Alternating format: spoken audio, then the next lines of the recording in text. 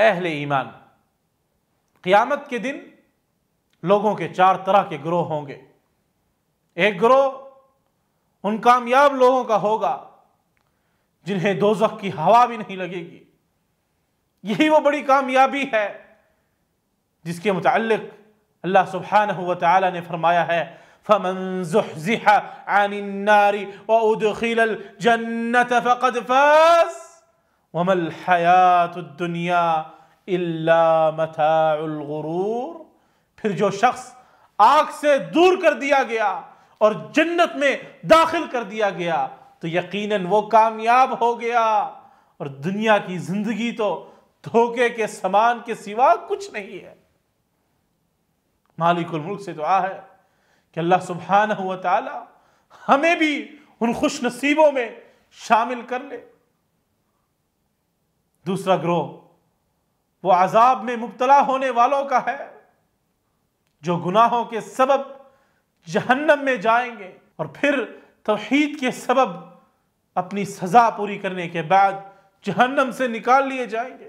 تیسرا گروہ ان نجات پانے والوں کا ہے جو مرفوع القلم تھے، انہیں جہنم سے نجات ملے گی۔ چوتھا گروہ ہلاک ہونے والوں کا گروہ ہے، یہ وہ لوگ ہیں جو جنت سے بالکل محروم رہیں گے، ان میں اہل کفر اور اہل شرک سب داخل ہوں گے، کیونکہ اقرار رسالت کے بغیر خالی توحید باعث نجات نہیں ہوتی ہے۔ اسی طرح اتباع کے بغیر رسالت کا اقرار نجات نہیں دیتا۔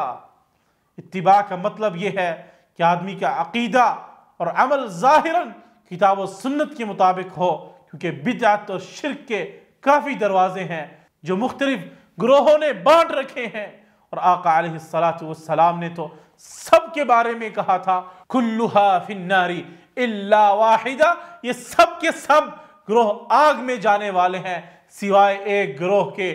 تو رسول اللہ صلی اللہ علیہ وسلم سے جب پوچھا گیا کہ آگ سے نجات پانے والا کون سا گروہ ہوگا تو آپ صلی اللہ علیہ وسلم نے فرمایا من کان علی مثل ما انا علیہ واصحابی، جو اس راہ پر چلے گا جس پر میں اور میرے صحابہ کرام رضوان اللہ علیہم اجمعین چل رہے ہیں۔ مالک الملک سے دعا ہے کہ اللہ سبحانہ وتعالی ہمیں سلف کے منہج پر قائم اور دائم رہنے کی توفیق عطا فرمائے۔ وما علینا الا البلاغ المبین۔